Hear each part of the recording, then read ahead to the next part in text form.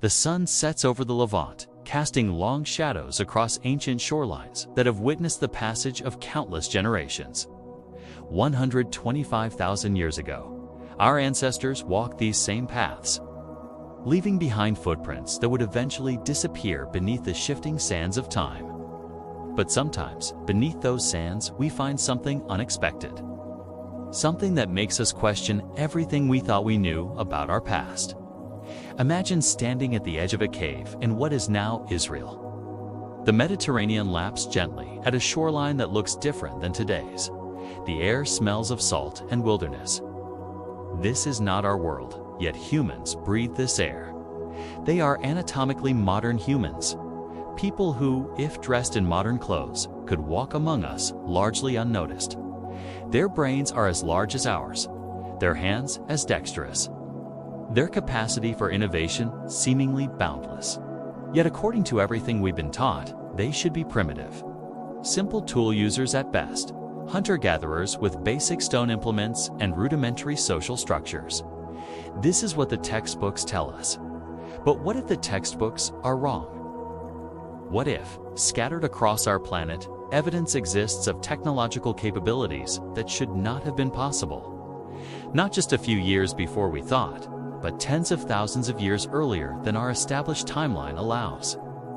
This is not a story of ancient aliens or lost civilizations from fantasy. This is about real archaeological findings that have puzzled experts, been dismissed, hidden away in museum basements, or explained away through increasingly tenuous theories. It is about moments in our collective history where the evidence and the narrative diverge, creating paradoxes that challenge our understanding of human development and technological progression. Tonight, we explore one such paradox. A moment 125,000 years ago, when humans may have possessed knowledge that, by all accounts, should have been impossible for them to have.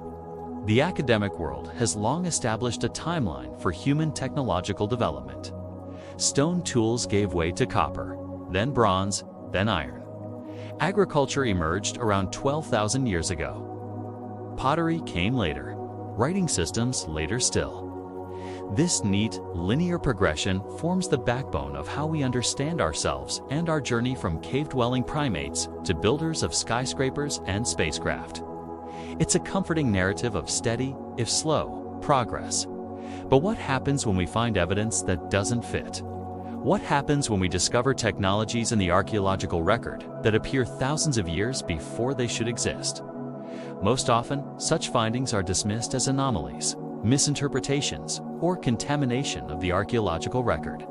The timeline remains intact, the narrative unchallenged. Yet as we dig deeper, literally and figuratively, these anomalies accumulate, and some are more difficult to dismiss than others.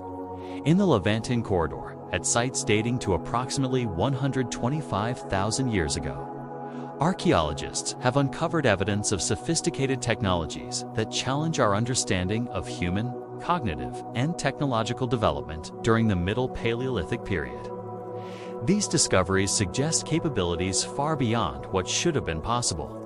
Specialized knowledge that seemingly appears from nowhere, with no clear developmental pathway leading to its creation. How do we explain the inexplicable? How do we reconcile evidence with established theory when the two appear fundamentally at odds? Throughout this exploration, we'll examine multiple sites across the Levantine corridor, from Kafsa and Skull Caves in Israel to lesser-known locations that have yielded puzzling artifacts and traces of advanced technological understanding. We'll speak with archaeologists who've dedicated their careers to understanding these anomalies, and others who dismiss them as misinterpretations. We'll explore competing theories and the evidence that supports or contradicts each one. This is not about proving or disproving any single explanation. Rather, it's about examining the full spectrum of possibilities from the mundane to the revolutionary, and considering what each might mean for our understanding of human history.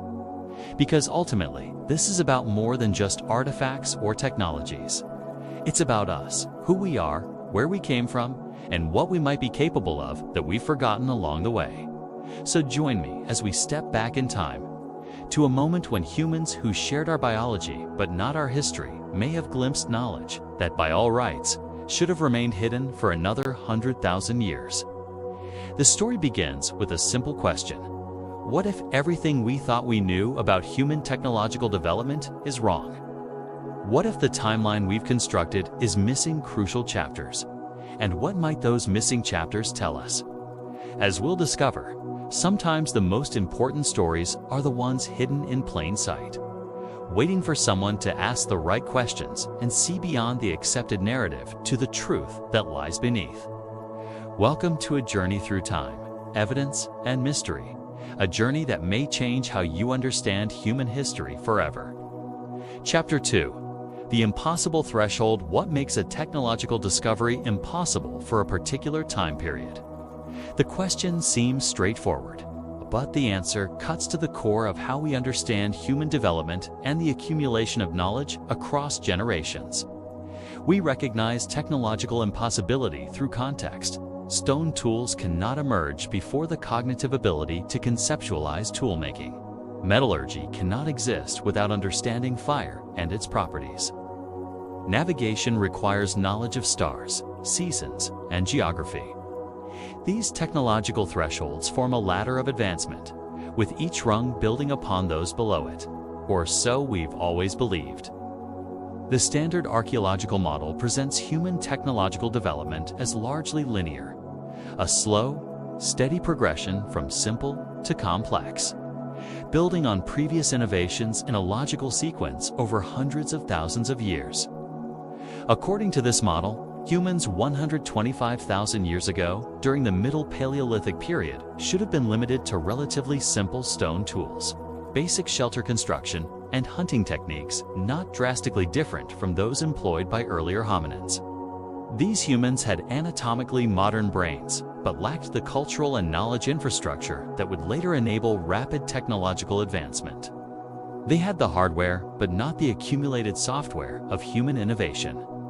Yet at several sites dating to precisely this period, archaeologists have uncovered evidence suggesting technological understanding that appears to leap ahead by tens of thousands of years. At Khafsa Cave in Israel, dated to approximately 92,000 to 115,000 years ago, we find evidence of complex symbolic thinking and possibly knowledge of specialized chemical reactions that should have been beyond the reach of these early humans. Similar anomalies appear at Skull Cave and other contemporaneous sites across the region. The patterns are subtle but consistent, suggesting knowledge that has no clear developmental pathway in the archaeological record. If confirmed, these findings wouldn't merely adjust our timeline of human development by a few centuries or even millennia. They would require a fundamental reconsideration of how technological knowledge merges and spreads among human populations. The stakes of such a reconsideration extend far beyond academic interest. They touch on fundamental questions about human potential, the nature of innovation, and even our understanding of consciousness itself.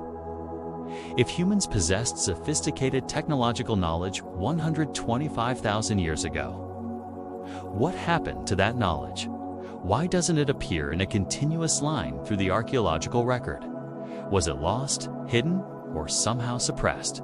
More importantly, what does such early innovation tell us about human cognitive capabilities? Have we always had the potential for technological leaps, simply waiting for the right circumstances to express it?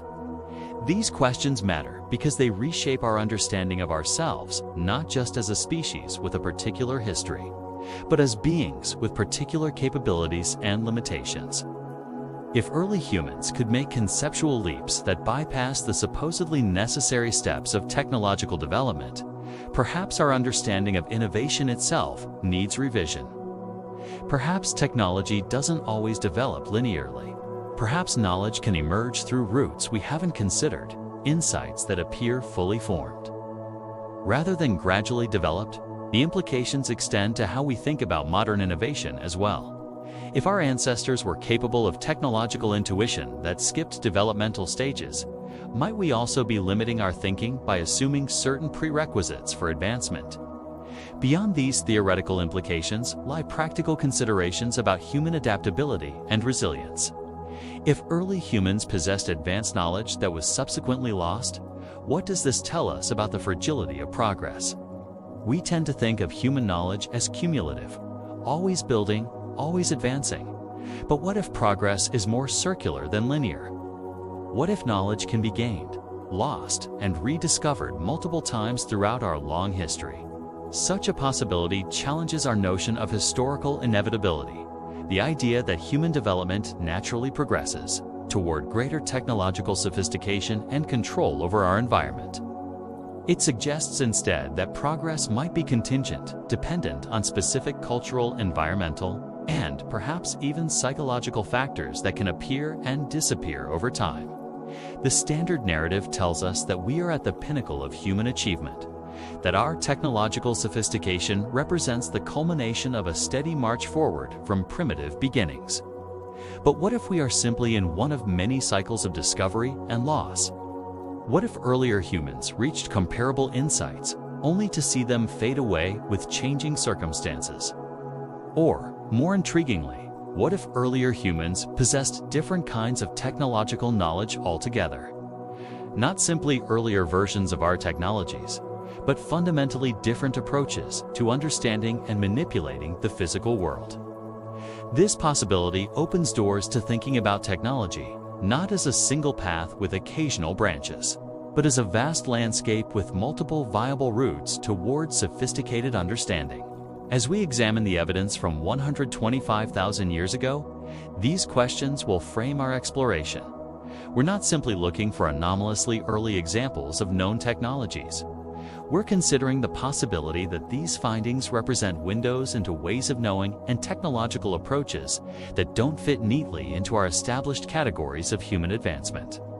In essence, we're not just asking whether humans had certain knowledge earlier than we thought.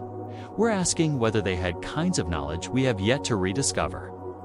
The implications of such a possibility stretch beyond archaeology and anthropology into philosophy, cognitive science, and even how we approach innovation in the present day. If we've been wrong about the technological capabilities of humans 125,000 years ago, what else might we be wrong about? What other assumptions might crumble under closer examination? As we proceed through the evidence, keep these stakes in mind. What at first appears to be a simple question of dating and technological attribution reveals itself as something far more profound. We are not just examining artifacts. We are examining the very nature of human knowledge, creativity, and our relationship with the physical world around us. This journey may challenge your understanding of human history, technological development, and perhaps even what it means to be human in the first place. Chapter 3: The Dawn of Modern Minds. To understand why certain technologies shouldn't exist 125,000 years ago, we must first understand the world as it was then. A planet in the grip of climate fluctuations. It's populated by several human species, where our own ancestors were still finding their place. The period we're examining falls within what geologists call the Pleistocene epoch, specifically during a warm, interglacial period known as the Eemian, occurring between approximately 130,000 and 115,000 years ago. Earth's climate during this interglacial was similar, to or slightly warmer than today's. Sea levels were 4 to 6 meters higher than present, reshaping coastlines and creating different environmental conditions across many regions. The Levantine Corridor, the area encompassing modern Israel, Jordan, Lebanon, and Syria, served as a crucial geographic crossroads linking Africa with Eurasia, facilitating the movement of plants, animals, and human populations. It was a land of contrasts, Mediterranean woodlands in the west giving way to more arid regions in the east. The rich environmental diversity supported a wide range of plant and animal species, providing varied resources for human populations. Humans living in this region 125,000 years ago were anatomically modern. Homo sapiens, people like us in their physical structure, brain size, and genetic makeup. They had evolved in Africa and were expanding their range during favorable climate conditions. But they weren't alone. This was a world still shared with other human species, most notably the Neanderthals, who dominated much of Europe and parts of Western Asia, and possibly Denisovans in Eastern Asia. Evidence suggests interactions between these human species, including interbreeding that has left genetic traces in modern populations. The Levant may have been a particularly important contact zone where different human groups encountered one another. These early modern humans weren't dramatically different from us physically, but their cultural and technological world was vastly different from our own. They lived in small, mobile groups, primarily subsisting through hunting and gathering. Their material culture, as traditionally understood, centered around stone tools made through techniques like the lever-la method, a sophisticated approach to stone knapping that allowed for the creation of predetermined flake shapes. They used fire regularly, constructed temporary shelters, and buried their dead, sometimes with items suggesting symbolic thought and perhaps belief in an afterlife. Red ochre appears at many sites, potentially used for body decoration or other symbolic purposes. This cultural package, while sophisticated compared to earlier hominins, still represents a relatively limited technological repertoire, at least according to conventionalist or archaeological understanding. The timeline most archaeologists accept places the first evidence for complex symbolic expression primarily after 70,000 years ago, with the explosion of cave art, figurines, and personal ornaments that characterizes the Upper Paleolithic period. Similarly, specialized technologies like advanced heat treatment of materials, complex chemical reactions, and precision crafting are generally thought to emerge much later. Some not until the Neolithic period, beginning around 12,000 years ago. This is the established framework that makes certain finds from 125,000 years ago so puzzling. According to this timeline, the technological sophistication evident at several Levantine sites simply shouldn't exist yet. At Kafsa Cave, located near Nazareth in modern-day Israel, excavations have revealed a wealth of information about early modern humans in the region. The site contains multiple burials dating to approximately 92,000 to 115,000 years ago. Among the most striking finds were shell beads showing evidence of having been strung together, possibly as jewelry. The shells were collected from the Mediterranean, some 35 kilometers away, suggesting deliberate acquisition for non-utilitarian purposes. More puzzling still were lumps of red ochre showing evidence of heating to specific temperatures that transform the materials. Properties and color in ways that suggest deliberate, controlled manipulation of the material. This precise heat treatment represents a sophisticated understanding of material properties that traditionally shouldn't appear in the archaeological record for tens of thousands of years. Similar anomalies appear at Skull Cave on the slopes of Mount Carmel, dated to roughly the same period. Here, burials contained perforated shells and evidence of other potentially symbolic items. But it's not just symbolic expression that appears anomalously early. There's evidence suggesting technological understanding that would typically be associated with much later periods. At several sites, researchers have identified traces of compounds and material modifications that imply knowledge of specific chemical reactions, knowledge that should have been beyond the reach of humans at this time. These findings challenge not just when certain technologies emerged, but how they emerged. Did these early humans somehow intuit complex material properties without the background knowledge we assume is necessary? Did they discover these techniques through chance and then systematically reproduce them? Or is there another explanation, one that might force us to reconsider our understanding of how knowledge develops and spreads? The archaeological context makes these questions particularly intriguing. These sites don't show a clear developmental sequence leading up to these technologies. The sophisticated knowledge seems to appear suddenly, without obvious precursors. Even more puzzling, this knowledge doesn't clearly continue forward in time. Later sites in the same region don't always show the same technological sophistication, suggesting possible loss or abandonment of these techniques. This pattern, sudden appearance followed by apparent disappearance, doesn't fit our usual models of technological development, where innovations, once discovered, tend to spread and evolve rather than vanish. It's as if these early humans glimpsed technological possibilities that wouldn't be fully realized for millennia, a momentary flash of insight that somehow failed to take root in the broader cultural context of the time. But before we can explore potential explanations, we need to examine the evidence more closely. What exactly have archaeologists found? And why are these discoveries so difficult to reconcile with our understanding of human technological development? Chapter 4. Anomalies in Stone and Ochre. The first hint that something unusual was happening 125,000 years ago came not from spectacular artifacts or structures, but from seemingly mundane materials, ochre nodules and stone tools bearing subtle traces of unexpected sophistication. At Kafsa Cave, archaeologists discovered several pieces of red ochre in layers dated to approximately 100,000 years ago. Ochre use itself isn't unusual. The mineral pigment appears at many Paleolithic sites, often associated with symbolic activities. What made these particular ochre pieces remarkable was the evidence of controlled heating.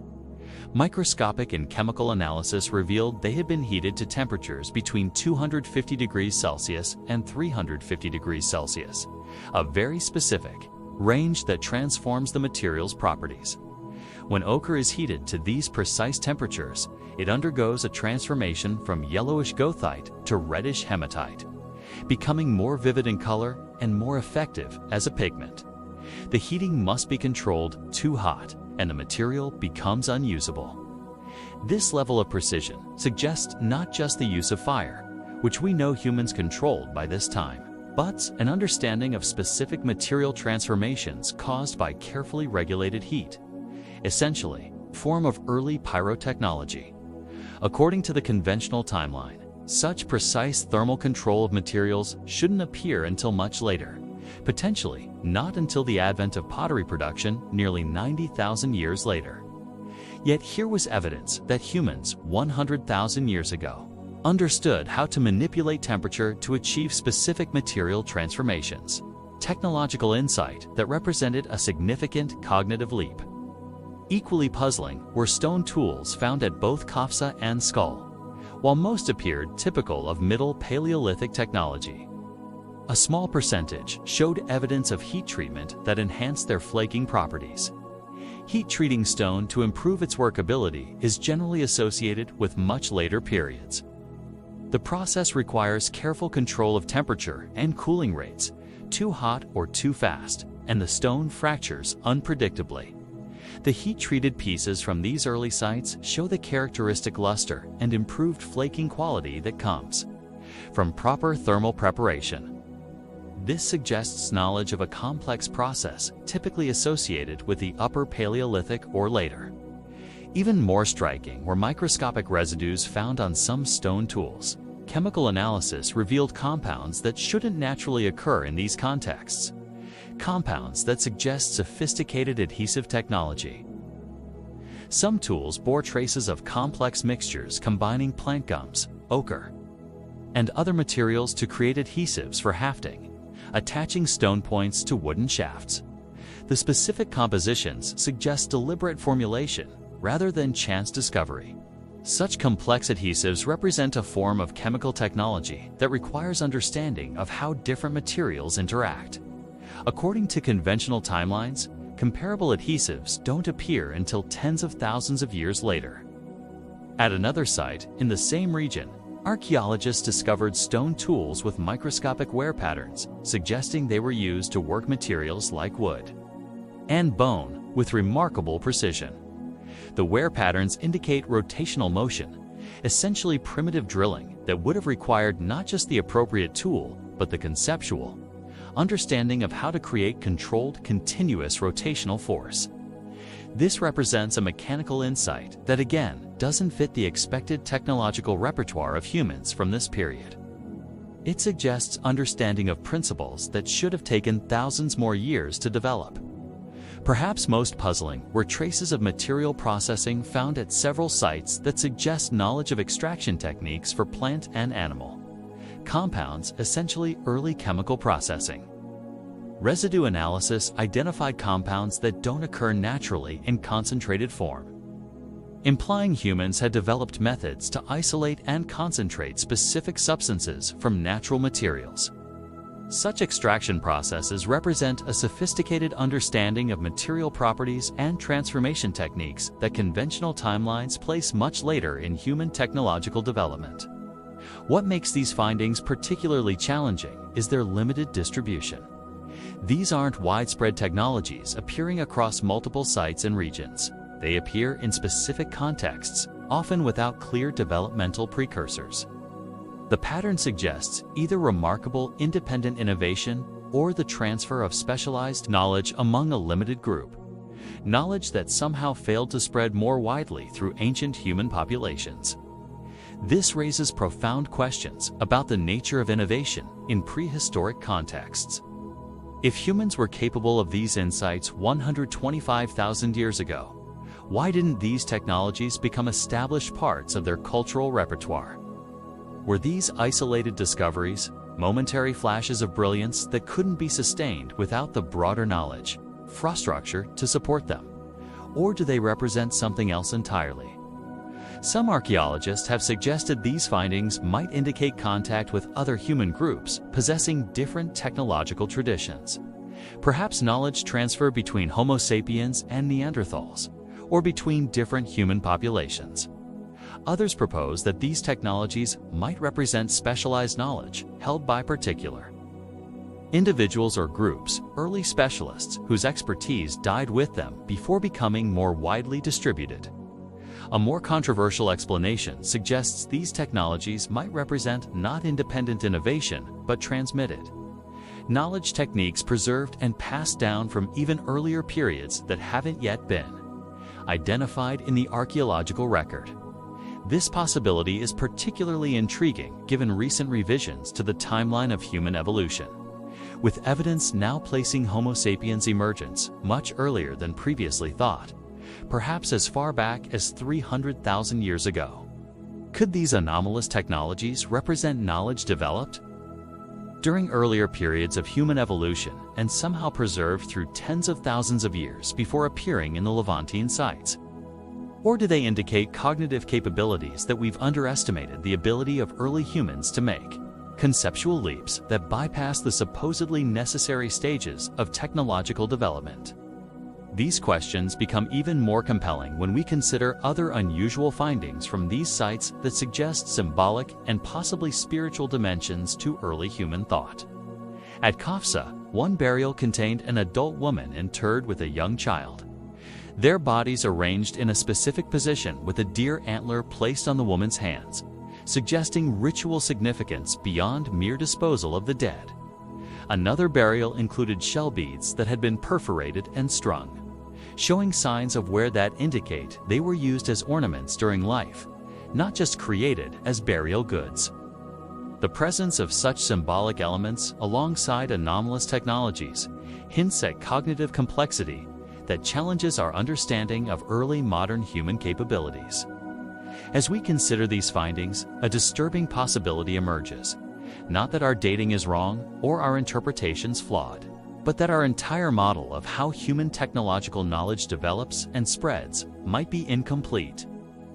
Perhaps technology doesn't always advance in a neat, linear progression. Perhaps knowledge can appear, disappear, and reappear in patterns more complex than our traditional models allow for.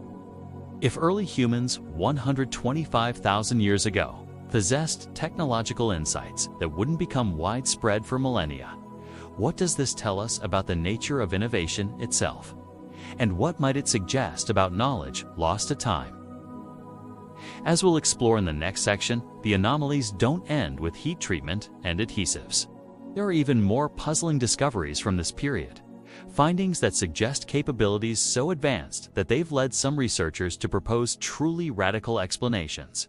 But before we venture into those more speculative realms, we need to consider another possibility, that these anomalies might reveal not just forgotten technologies, but entirely different ways of relating to the material world. Perhaps what we're seeing isn't just early examples of familiar technologies, but glimpses of alternative technological pathways, ways of understanding and manipulating materials that follow different logical frameworks than those that eventually dominated human development. And if that's true, these anomalous findings might represent not just lost knowledge, but lost potential technological roads not taken that might have led human development in directions we can barely imagine.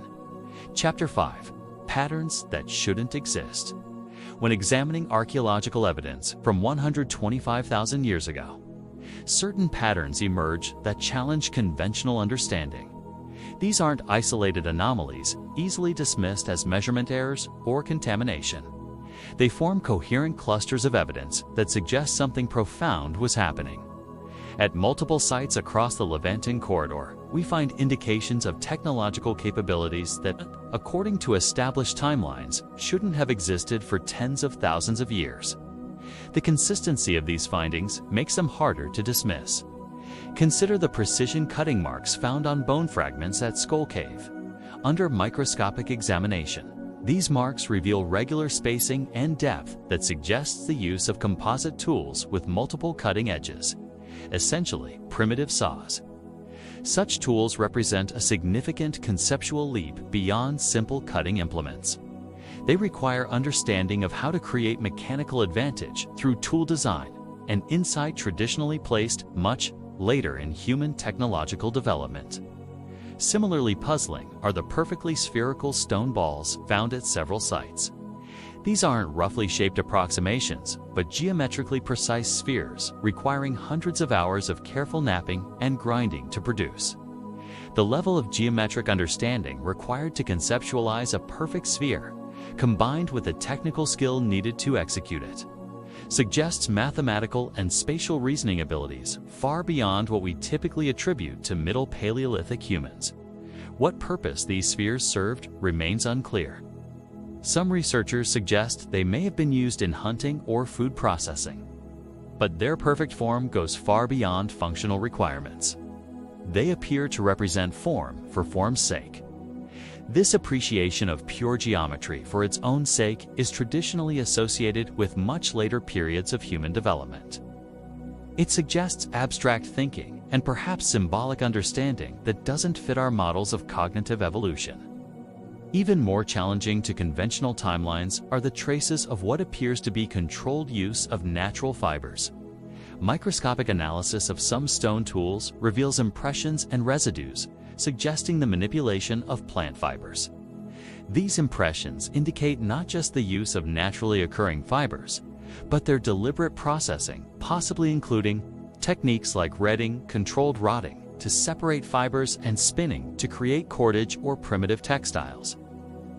Such fiber technologies shouldn't appear in the archaeological record for another 70,000 years. Their presence at these early sites suggests either independent invention far earlier than previously thought or knowledge transmission through currently unknown pathways. The contradictions extend beyond individual technologies to the very pattern of their appearance and disappearance. Many of these advanced techniques seem to appear suddenly, without clear developmental precursors in earlier archaeological layers. Even more puzzling, these technologies often disappear from the record almost as quickly as they appear. Later occupations at the same sites frequently show reversion to more expected technological patterns for the period. This challenges our understanding of how technological knowledge develops and spreads. Once a valuable technique is discovered, why would it be abandoned? How could such useful knowledge be lost rather than built upon? One possibility is that these sites represent not typical human settlements, but specialized activity areas used by particular groups with unique knowledge. Perhaps we're seeing the work of early specialists or experts whose knowledge died with them. Another explanation suggests these technologies might have been contingent on specific environmental conditions or resources that became unavailable as climate changed during the fluctuating conditions of the Pleistocene. But neither explanation fully accounts for the pattern we observe, a pattern that suggests not just sporadic innovation, but glimpses of a more sophisticated understanding that somehow failed to become established in broader human culture.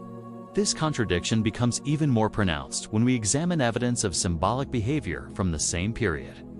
At Kafsa Cave, archaeologists discovered unusual arrangements of deer antlers placed with human burials.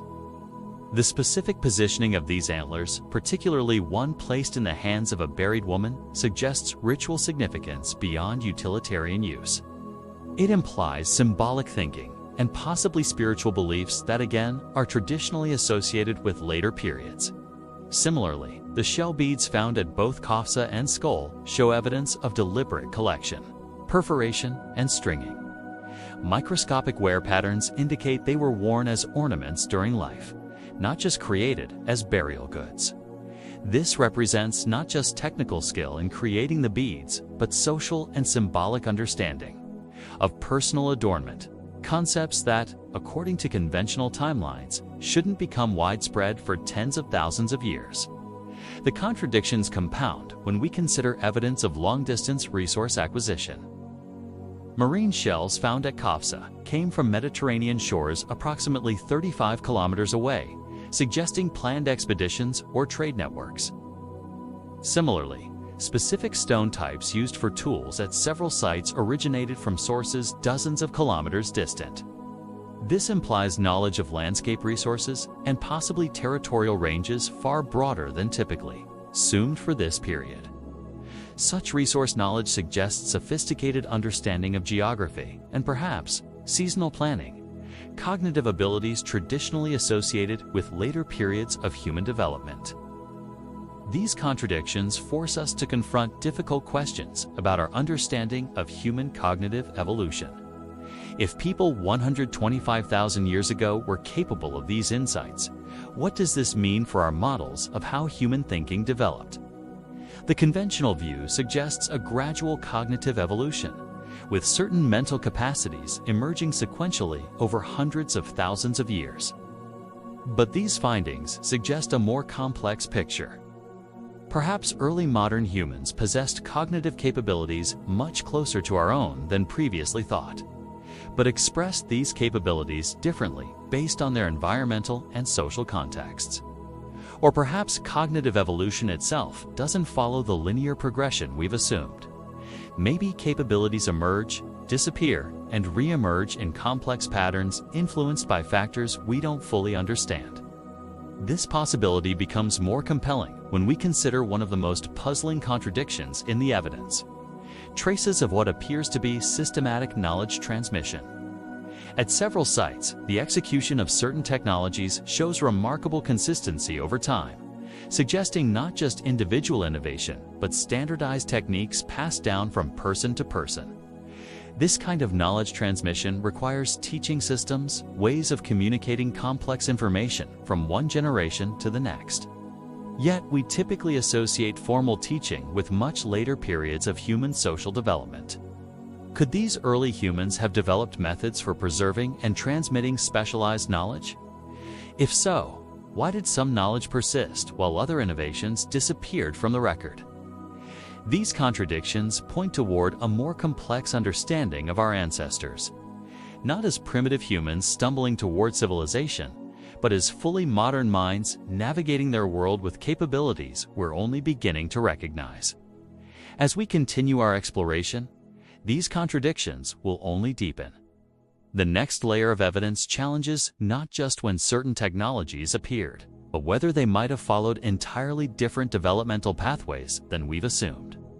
And as we'll see, some findings are so anomalous that they've forced researchers to propose explanations that would have once been considered outside the bounds of serious archaeological discussion. Chapter 6. Whispers in Myth and Stone Across Cultures Worldwide. Myths and legends speak of ancient times when humans possessed knowledge later lost. From Plato's Atlantis to Aboriginal Dreamtime stories, these narratives suggest cycles of knowledge gained and forgotten throughout human history. While we typically dismiss such stories as fictional, the archaeological anomalies we've been examining raise an intriguing possibility. Could some of these myths preserve fragmented memories of real technological knowledge that once existed and was subsequently lost? The Levantin region, where our anomalous findings originate, has particularly rich mythological traditions. Ancient texts from Mesopotamia, Egypt, and the Levant itself contained references to ancestral knowledge or wisdom of the ancestors that was lost over time. These traditions often frame such knowledge as divine gifts or teachings from semi-divine beings. While the supernatural elements reflect religious worldviews, the core concept that specialized knowledge existed in the distant past aligns with our archaeological puzzles. One such tradition comes from ancient Sumerian texts describing the Mi divine decrees or templates containing all knowledge and civilization. According to these stories, the Mi were occasionally stolen, hidden, or lost, causing knowledge to disappear. Similar themes appear in Egyptian traditions, describing the books of Thoth, repositories of ancient wisdom periodically lost during catastrophes. While clearly mythologized, these stories preserve the concept of knowledge cycles rather than linear progression. Hebrew traditions similarly reference lost knowledge, particularly in stories about antediluvian pre-flood civilizations possessing understanding that vanished during later catastrophes. These narratives specifically mention metallurgical and astronomical knowledge that disappeared. What makes these mythological patterns interesting is not their literal truth, but their conceptual alignment with the archaeological evidence we've been examining, evidence suggesting knowledge appearing, disappearing, and sometimes reappearing across vast time spans. But myths alone prove nothing. More compelling are the physical anomalies, objects, and traces that appear dramatically out of place in their size. In their archaeological contexts, challenging conventional historical timelines. Among the most puzzling are the microscopic spherical particles found embedded in stone tools from Kafsa cave. When analyzed using electron microscopy, these particles showed perfectly spherical shapes with high iron content. The uniformity of these spheres rules out natural formation processes. They appear to be the result of high-temperature metallurgical processes, essentially. Tiny droplets of metal that solidified while falling through the air after being heated to extremely high temperatures. Such metallurgical capabilities shouldn't have existed for another 90,000 years. The presence of these spherules suggests either unknown natural processes or technological capabilities far beyond what humans of this period should have possessed. Similarly, anomalous are trace elements found in residues on certain stone tools. Chemical analysis has identified compounds that don't occur naturally in these geological contexts, compounds that would typically require controlled chemical reactions to produce. These include specific metal salts and organic compounds that show evidence of extraction and concentration, essentially, early chemical processing that, according to conventional timelines, shouldn't appear for tens of thousands of years. At another site in the region, archaeologists discovered stone fragments bearing markings that some have interpreted as early notational systems. The regular patterns of incisions suggest intentional record-keeping rather than random scratches or butchery marks. If these are indeed notational systems, they represent a form of information storage outside the human brain, essentially external memory. This concept traditionally isn't thought to appear until much later in human cognitive development. Perhaps most puzzling are the acoustic properties of certain carved objects found at Levantine sites. These small artifacts, when blown across or struck in specific ways, produce consistent tones, suggesting intentional design as sound-producing instruments. Such acoustic design requires understanding of how shape influences sound production, a sophisticated insight into wave mechanics that has no clear place in Middle Paleolithic technological understanding. These findings collectively suggest capabilities that stretch far beyond the traditional technological package attributed to humans of this period. They don't fit neatly into established models of how human knowledge develops and spreads. When presented with such out-of-place evidence, archaeologists typically consider several explanations: contamination from later periods, misidentification of artifacts, or natural processes mimicking human technology. But the consistency and context of these findings makes such explanations increasingly difficult to maintain. The anomalies appear in securely dated contexts, often in sealed deposits that rule out later contamination. The patterns of their appearance suggest intentional human activity rather than natural processes, and the specific nature of the anomalies, their precision and complexity, argues against misidentification. This forces consideration of more radical explanations. Perhaps humans of this period possessed cognitive capabilities much closer to our own than previously thought, allowing them to make technological leaps that bypassed conventional developmental stages. Or perhaps these technologies represent not independent invention, but transmitted knowledge, techniques preserved from even earlier periods of human evolution that haven't yet been identified in the archaeological record. Some researchers have even proposed more controversial hypotheses, suggesting that these technologies might represent knowledge transfer between different human species, such as Homo sapiens and Neanderthals, each with their own technological traditions. While speculative, such explanations acknowledge the difficulty of reconciling these findings with conventional models. They represent attempts to make sense of evidence that simply doesn't fit our established understanding. This pattern of anomalous findings isn't limited to the Levanten corridor. Similar out-of-place technologies have been identified at sites across Africa, Europe, and Asia, suggesting a broader pattern of early technological insight.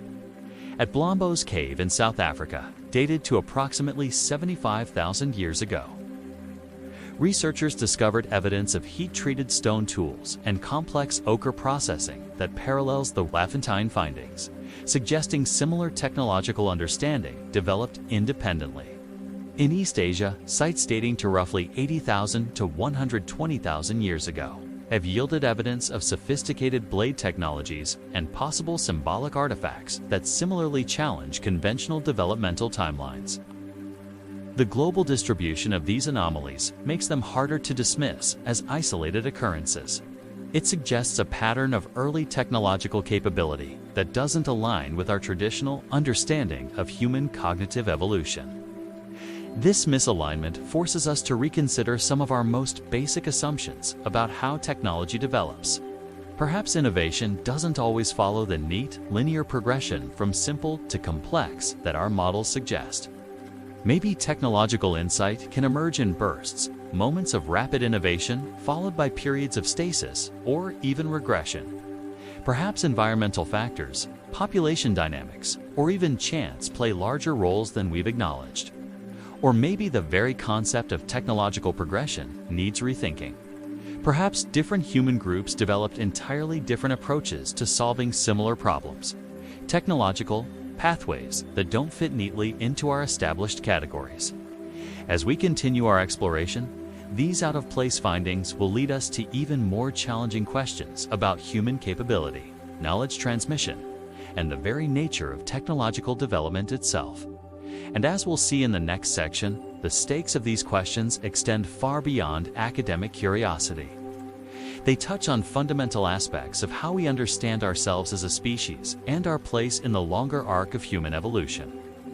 Chapter 7. When the Timeline Crumbles. The anomalous technologies we've been examining don't just challenge archaeological dating or specific historical narratives. They strike at the very foundation of how we understand human cognitive evolution and our species' journey through time. If humans possessed sophisticated technological capabilities 125,000 years ago, capabilities traditionally associated with much later periods, the implications extend far beyond archaeology into anthropology, cognitive science, and even philosophy. The stakes become clearer when we consider what these findings suggest about human potential. If our ancestors could make technological leaps that bypass conventional developmental stages, what does this tell us about inherent human cognitive capabilities? Perhaps the capacity for complex technological innovation has been present in the human mind far longer than we've recognized, not gradually evolving over hundreds of thousands of years, but present as a fundamental aspect of modern human cognition. This possibility challenges the progressive narrative we've constructed about human development, the story that portrays us as steadily climbing from primitive beginnings toward ever greater sophistication and understanding. Instead, it suggests a more complex reality where cognitive capacity and technological expression don't always align. where humans might possess capabilities they don't fully express due to environmental, social, or cultural constraints. The implications become even more profound when we consider the pattern of appearance and disappearance these technologies display. Why would valuable knowledge be lost rather than preserved and built upon? This pattern challenges our assumption of cumulative knowledge, the idea that human understanding steadily accumulates over time. Instead, it suggests a more fragile relationship with knowledge, where insights can be gained and then lost. Such knowledge fragility forces us to reconsider our own technological moment. We tend to view our current technological sophistication as the inevitable result of human ingenuity, the culmination of a steady march toward greater understanding and control. But if earlier humans developed and then lost sophisticated technologies, what guarantees that our own knowledge is secure? What vulnerabilities might exist in our systems of knowledge preservation and transmission? The stakes extend further when we consider what these anomalous technologies suggest about different pathways of development. Perhaps what we're seeing isn't just early versions of familiar technologies, but fundamentally different approaches to understanding the material world. This raises the possibility that human technological development isn't a single path with occasional branches, but a vast landscape of potential approaches, many of which might have been explored and then abandoned, as particular traditions became dominant. What capabilities might we have developed if different technological traditions had persisted?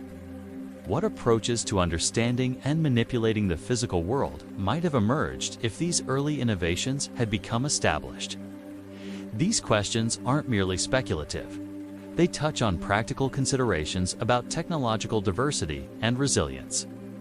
Multiple approaches to solving similar problems provide greater adaptive capacity in the face of changing conditions. The loss of alternative technological traditions represents not just historical curiosity, but potentially valuable approaches to understanding that might offer insights relevant to contemporary challenges. This perspective becomes particularly significant when we consider evidence suggesting these early technologies might have been more environmentally integrated than many of our current approaches. Residue analysis of some tools indicates the use of plant compounds and natural materials in ways that worked with their inherent properties rather than forcing them into predetermined forms, essentially biomimetic approaches to technology. Such approaches, working with natural properties rather than against them, might represent not primitive limitations, but sophisticated understanding of material characteristics and ecological relationships. This raises uncomfortable questions about whether technological progress always represents improvement.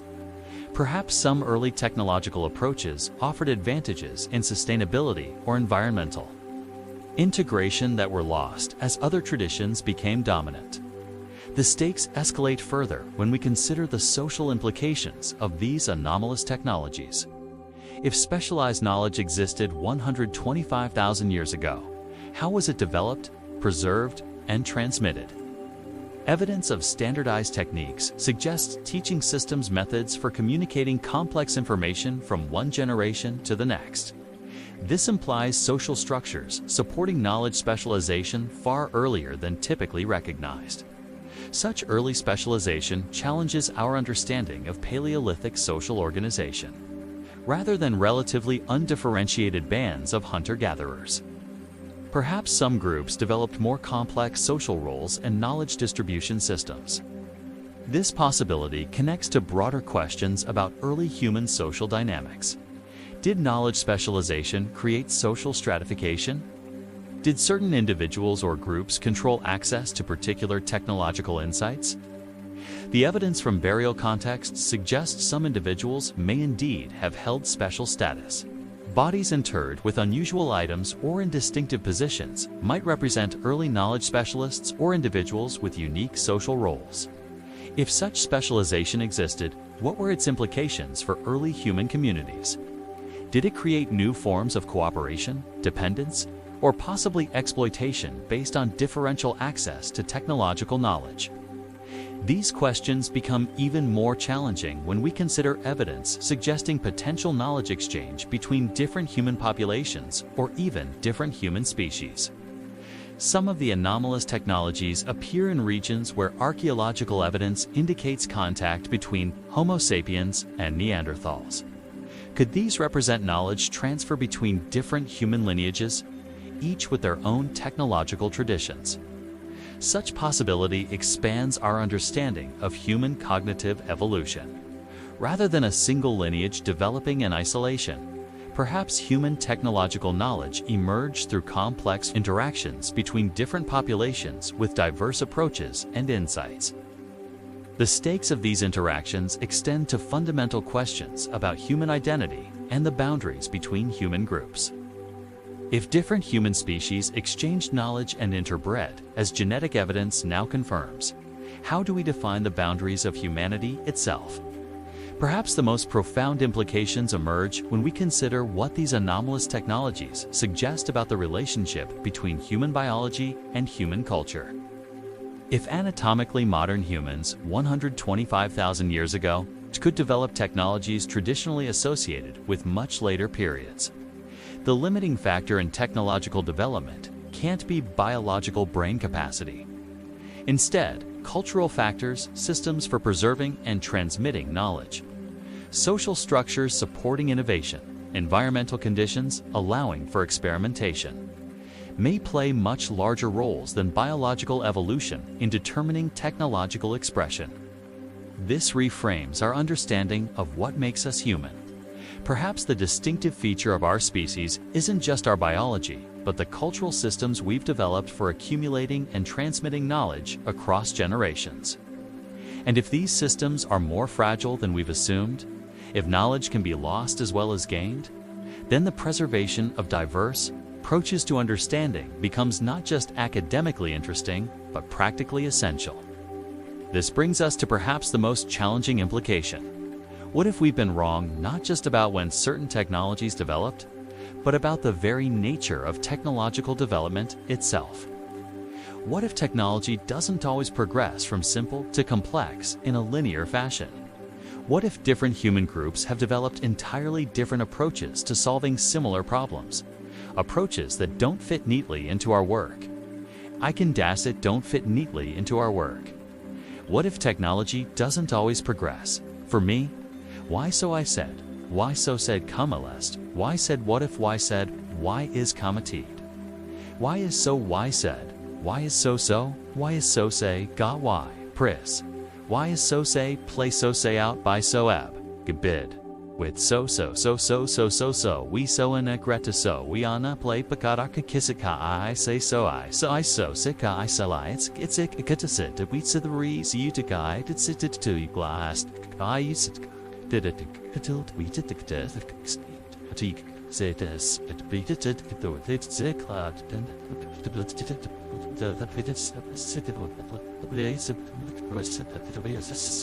categories of primitive versus advanced.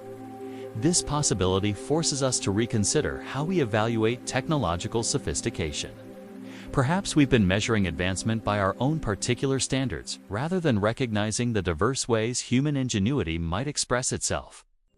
As we continue our exploration, these questions will only deepen. The final sections will examine the most puzzling anomalies, findings so difficult to reconcile with conventional understanding that they've forced researchers to consider truly revolutionary explanations.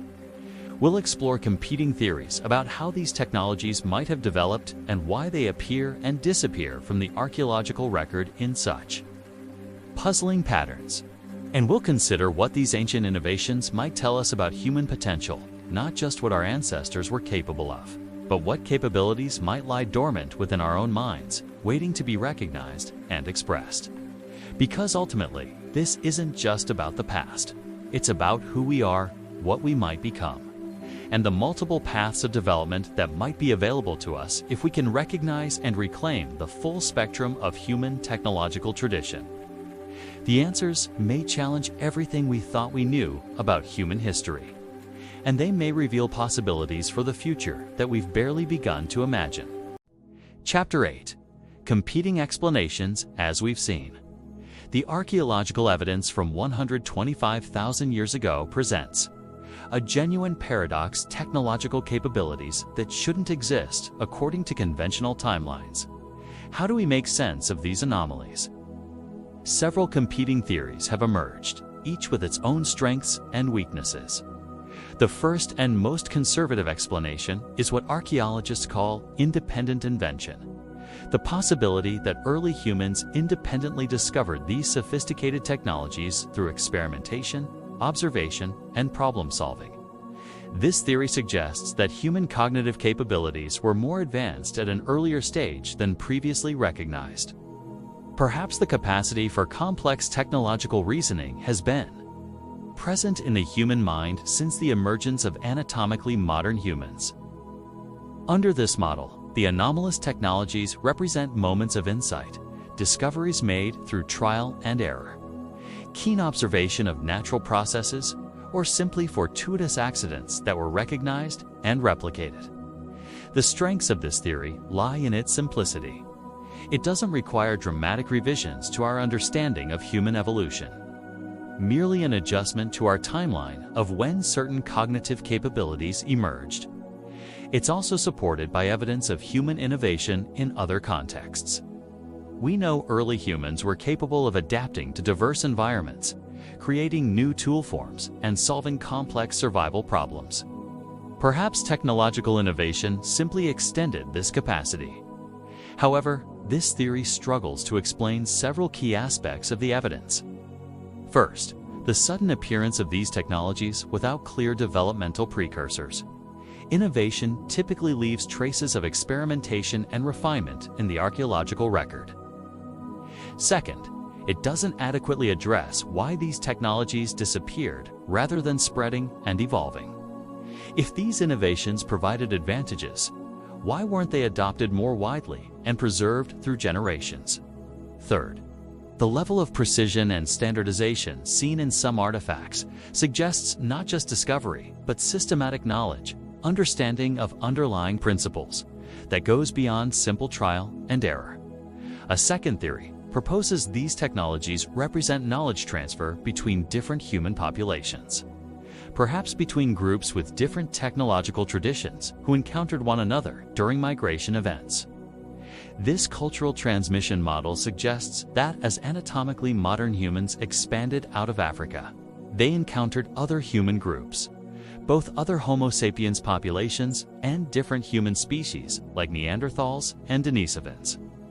These encounters may have facilitated exchange of technological knowledge, creating hybrid traditions that combined insights from different cultural lineages. The Levantine corridor as a geographic crossroads would have been particularly suited for such exchanges. This theory aligns with genetic evidence confirming interbreeding between different human species. If genes were exchanged, technological knowledge likely was as well, creating opportunities for innovative combinations of different traditions. It also helps explain the patchy distribution of these technologies, appearing in some regions but not others, and sometimes disappearing for long periods before reappearing in different contexts.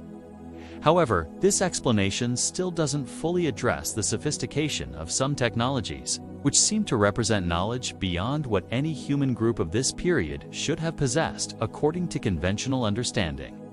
A third, more controversial theory proposes that these technologies represent not innovation or exchange, but preservation, the maintenance of knowledge from much earlier periods of human evolution.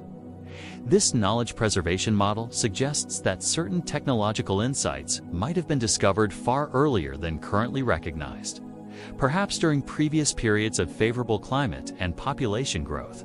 This knowledge could have been preserved through generations by specialized individuals or groups early. Knowledge keepers who maintained and transmitted specific technological traditions through oral teaching and demonstration. The model helps explain the apparent sophistication of these technologies, their standardized application, and their persistence in specific contexts while being absent in others. It suggests a more complex social organization with specialized knowledge roles. It aligns with evidence from more recent hunter-gatherer societies. which often maintains sophisticated technological knowledge through specialized roles and structured teaching systems, despite lacking written language. However, this theory requires pushing the timeline of initial innovation much further back than current evidence supports. It raises questions about where and when these technologies were first developed. It also requires explaining how such knowledge could be preserved through tens or hundreds of thousands of years, including periods of significant climate change, population bottlenecks, and migration events. A fourth explanation, rarely discussed in mainstream archaeology but gaining attention, suggests these technologies might represent entirely different cognitive approaches to understanding the material world.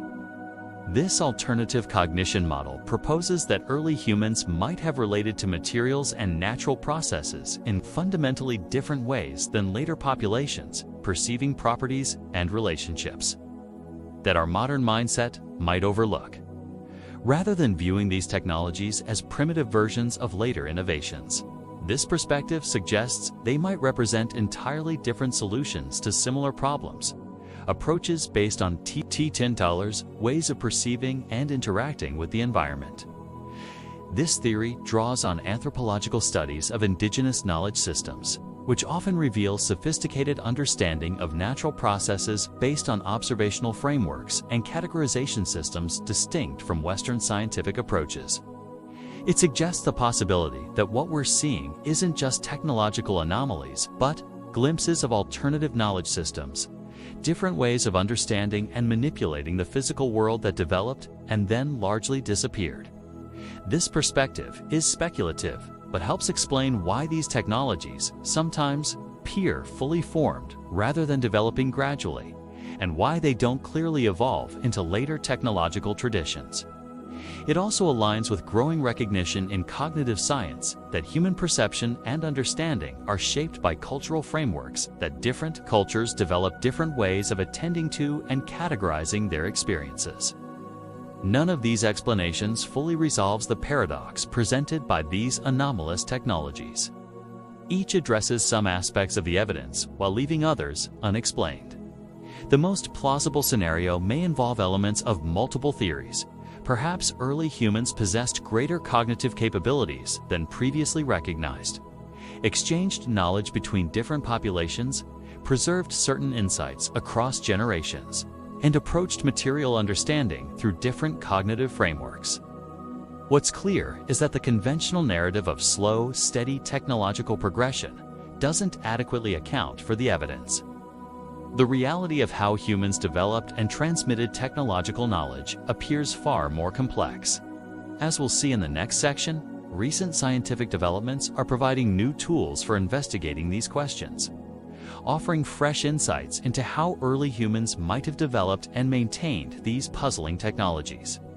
And as our understanding deepens, we may need to fundamentally reconsider not just when certain technologies emerged, but how human technological knowledge develops and what it reveals about our cognitive evolution. Chapter 9. New Light Through Old Windows. Recent scientific advances are transforming how we investigate ancient technologies, allowing us to extract unprecedented detail from archaeological materials and forcing reconsideration of long-held assumptions about human cognitive evolution. Advanced imaging techniques now reveal microscopic traces of use, manufacture, and residue that were invisible to previous generations of archaeologists. These techniques are uncovering evidence of sophisticated processes that challenge conventional timelines.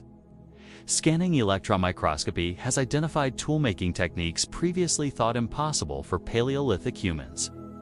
The precision of certain cut marks and the regularity of worked surfaces suggest manufacturing, processes requiring extremely fine motor control and planning.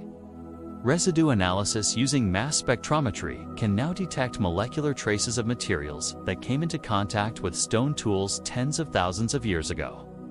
This has revealed evidence of complex adhesives, plant processing, and chemical manipulation.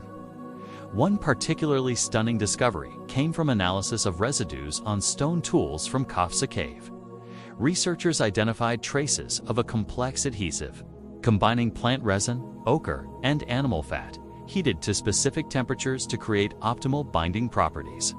The chemical composition of this adhesive required not just combining materials, but processing them in a specific sequence at controlled temperatures.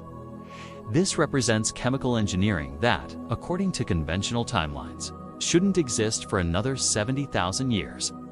Similar analysis of heat-treated ochre from the same site revealed precise temperature control between 250 degrees Celsius and 350 degrees Celsius, the exact range needed to transform goethite to hematite while preserving its usability. This precision suggests detailed understanding of material transformation. 3D microscopy of shell beads from Skull Cave has revealed standardized drilling techniques that produced nearly identical perforation patterns across dozens of specimens. This standardization suggests formalized teaching rather than individual experimentation. These technological insights force us to confront a profound paradox. Either humans developed sophisticated technical capabilities much earlier than previously thought, or our understanding of how technological knowledge develops is fundamentally flawed. This paradox deepens when we consider the cognitive requirements for these technologies. Creating complex adhesives, for example, requires abstract planning, multi-stage processing, and understanding of material transformations that aren't directly observable. Such capabilities suggest symbolic thinking, the ability to hold abstract concepts in mind and manipulate them mentally. This form of cognition is traditionally associated with much later periods of human development. Similarly, the precision heat treatment of materials requires understanding cause and effect across time. Recognizing that specific temperatures produce specific material changes, even when those changes aren't immediately visible during the heating process. This temporal understanding represents sophisticated causal reasoning that goes beyond simple tool use. It suggests the ability to mentally model transformative processes and their outcomes, essentially, scientific thinking in a pre-scientific context. Perhaps most puzzling is the evidence for standardized techniques across multiple artifacts. This standardization suggests not just individual innovation, but systems for transmitting specific knowledge across generations, essentially teaching traditions. Such teaching requires language capable of conveying abstract concepts and procedural information. It suggests social structures supporting knowledge specialization and transmission far earlier than conventionally recognized. These cognitive capabilities, abstract reasoning, causal modeling, standardized knowledge transmission, aren't merely technological. They represent fundamental aspects of modern human thinking, traditionally thought to emerge much later. Recent neuroimaging studies of modern humans engaged in stone toolmaking have revealed the cognitive complexity involved. Making even relatively simple stone tools activates brain networks associated with language, planning, and fine motor control. The more complex the toolmaking process, the more extensive the brain network activation. Creating the kinds of sophisticated technologies found at these early sites would require coordination across multiple cognitive domains. This suggests these early humans possessed neural architecture capable of complex integration across different types of thinking, sensory processing, motor planning, abstract reasoning, and possibly linguistic formulation. Now, such neural integration has been considered a relatively recent development in human cognitive evolution. Finding evidence of it 125,000 years ago challenges conventional timelines of when these capabilities emerged. The paradox extends beyond cognition to social organization. Transmitting and maintaining specialized knowledge requires social structures supporting teaching, apprenticeship, and knowledge preservation across generations. Evidence from modern hunter-gatherer societies suggests such knowledge transmission typically involves specialized roles, individuals who maintain particular technological traditions and teach them to selected others through structured instruction. If similar specialization existed 125,000 years ago, it would suggest social complexity far beyond what's typically attributed to Middle Paleolithic human groups, possibly including status differentiation based on knowledge possession. This possibility aligns with evidence from burial contexts.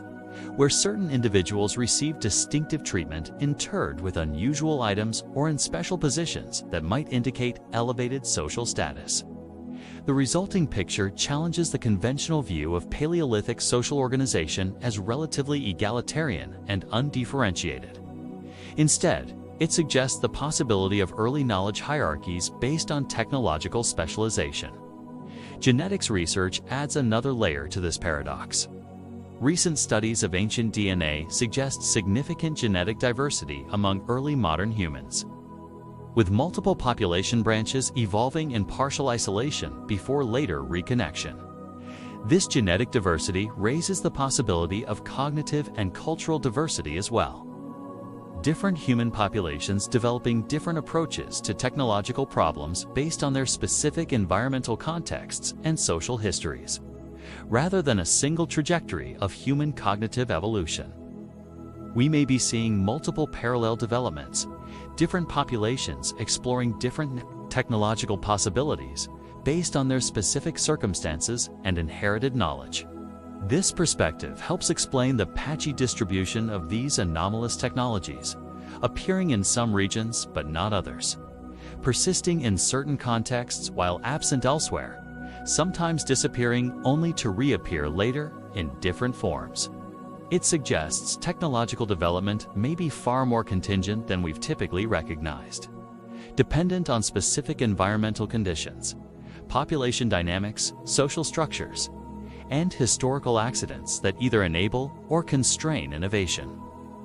This contingency challenges the progressive narrative we've constructed about human development, the story that portrays technological advancement as inevitable once certain cognitive thresholds are crossed.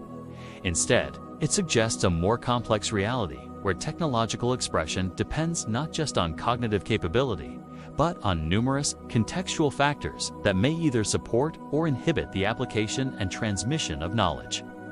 The resulting paradox forces us to reconsider not just when certain technologies emerged, but how we conceptualize technological development itself. Perhaps we need new models that account for the apparent nonlinearity of human innovation, models that recognize technology might develop, disappear, and reappear in complex patterns influenced by environmental change, population dynamics, cultural transmission, and historical contingency, as we'll see in our final section.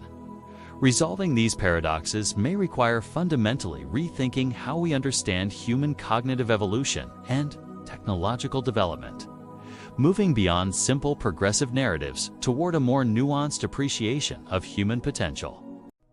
Chapter 10. Rewriting the human story after examining the evidence and competing explanations. We arrive at a conclusion both humbling and profound. Our understanding of human technological development has been fundamentally incomplete. The anomalous findings from 125,000 years ago aren't merely exceptions to an otherwise accurate timeline. They represent windows into a far more complex reality of human technological evolution, one where innovation doesn't always follow a linear path from simple to complex, where knowledge can be gained, lost, and rediscovered across vast time spans. This revelation doesn't invalidate everything we thought we knew about human history. The broad outlines of our evolutionary story remain intact, but it forces a dramatic reconsideration of how technological knowledge emerges, spreads, and sometimes disappears. Most significantly, it suggests that the limiting factor in human technological development throughout most of our history hasn't been cognitive capability. Anatomically modern humans have possessed the neural architecture for complex innovation for at least 125,000 years. Instead, the primary constraints on technological development appear to be social, environmental, and demographic, the conditions that either support or inhibit innovation, knowledge transmission, and cultural accumulation across generations. This recognition shifts our understanding of what makes modern technological society possible. It's not that we're cognitively superior to our ancient ancestors. Rather, we've developed social and cultural systems that enable cumulative knowledge buildup and transmission. Written language, specialized educational institutions, information storage systems, These cultural technologies allow us to preserve and build upon insights that might otherwise be lost during population disruptions, migrations, or environmental changes. Our ancient ancestors lacked these cultural scaffolds for knowledge preservation. When specialized knowledge was lost, whether through the death of skilled individuals, population displacement, or adaptation to new environments, it could disappear completely. This explains one of the most puzzling aspects of the archaeological record: the appearance and disappearance of sophisticated technologies. Without robust systems for knowledge preservation, innovations might emerge through individual brilliance only to vanish when circumstances changed. The evidence suggests early humans experienced multiple technological revolutions that never fully took hold. Moments of innovation that couldn't be sustained because the social and environmental conditions necessary for their preservation weren't yet in place. This pattern of innovation, loss, and rediscovery appears to characterize much of human technological history. Rather than steady progress, we see pulses of advancement followed by periods of stasis or even regression as knowledge was lost and had to be redeveloped. Perhaps the most striking aspect of this revised understanding is its implication for human potential. If people 125,000 years ago could develop sophisticated technologies without any of the cultural scaffolding we rely upon, what does this tell us about inherent human capabilities? It suggests that the capacity for complex technological reasoning is intrinsic to the modern human mind, not gradually evolved over thousands of generations, but present as a fundamental aspect of our cognitive architecture for at least 125,000 years. This insight aligns with what anthropologists have observed in contemporary hunter-gatherer societies, which often demonstrate sophisticated environmental knowledge, technological innovation, and complex problem-solving despite limited material technology. The difference isn't cognitive capability, but cultural context, the accumulated knowledge, specialized roles, and information preservation systems that allow innovations to spread and endure rather than remaining isolated discoveries. This revised understanding forces reconsideration of one of archaeology's most fundamental concepts: technological progress. Perhaps progress isn't the steady march toward greater complexity that we've envisioned. Maybe it's better understood as the development of increasingly robust systems for preserving and transmitting knowledge, cultural technologies that prevent innovations from being lost once they're discovered. This perspective helps explain why certain periods in human history saw dramatic acceleration in technological development, not because humans suddenly became smarter, but because they developed better systems for maintaining and building upon collective knowledge. The agricultural revolution, the development of writing, the printing press, digital information systems, these may represent not just technologies themselves, but meta-technologies that transformed how knowledge is preserved and transmitted. This insight has profound implications for how we understand ourselves and our place in human history. We aren't cognitively superior to our ancient ancestors. We're beneficiaries of cultural systems they began building tens of thousands of years ago, systems that allow each generation to stand on the shoulders of those who came before, preserving insights that might otherwise be lost in creating the possibility of genuine cumulative knowledge across generations. The anomalous technologies from 125,000 years ago thus reveal something profound about human potential throughout our evolutionary history. The capacity for technological brilliance has been present in the human mind far longer than we've recognized. What's changed isn't our cognitive architecture, but our cultural scaffolding, the systems we've built for preserving and transmitting the insights that emerge from individual human minds working to understand and manipulate the world around them. This recognition doesn't diminish the achievements of modern technology. If anything, it makes them more remarkable by revealing the vast cultural infrastructure required to make them possible, a collective human achievement built across thousands of generations. But it also humbles us by suggesting that our ancient ancestors weren't cognitively primitive versions of ourselves. They were fully modern minds, navigating their world with the same underlying neural architecture that we possess today. The technological limitations they faced weren't primarily cognitive, but contextual. The absence of systems for preserving and building upon knowledge across generations and populations. This revised understanding offers a new appreciation of human history, not as a story of steady cognitive improvement culminating in ourselves, but as the long, uneven development of cultural systems that allow collective knowledge to accumulate rather than being lost. Suggests a different way of thinking about technological development, not as the inevitable result of human intelligence, but as the contingent outcome of specific social, environmental, and demographic conditions that either enable or constrain innovation. And perhaps most importantly, it reminds us that the capacity for brilliant technological insight has been a fundamental aspect of the human mind for at least 125,000 years. An inherent potential expressed differently across time and space depending on context. As we continue to uncover evidence of these early technologies, we aren't just filling gaps in our historical knowledge. We're glimpsing the true depth of human potential, a capacity for innovation and understanding that has been present throughout our species' history. In this light, the anomalous technologies of 125,000 years ago aren't truly anomalous at all. They're glimpses of what the human mind has always been capable of when circumstances align to allow technological insight to emerge and be preserved. The real anomaly isn't that early humans could develop these technologies. It's that such capabilities could emerge, disappear, and be forgotten.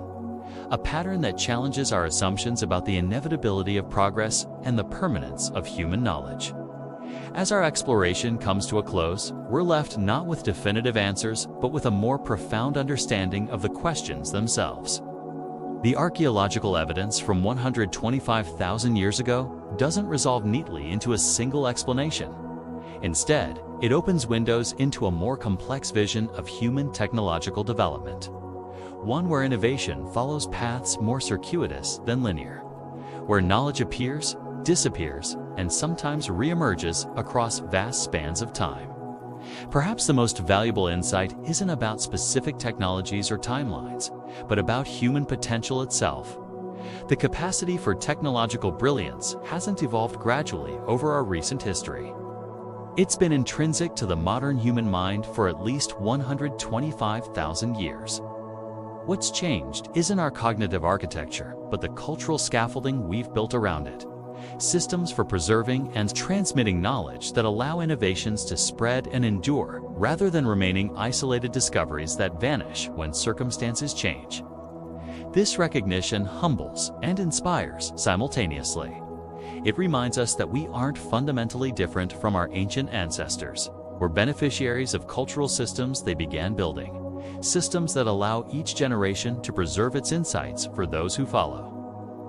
As we look to our technological future, perhaps the most important lesson from our distant past is the fragility of knowledge. Innovation alone isn't enough.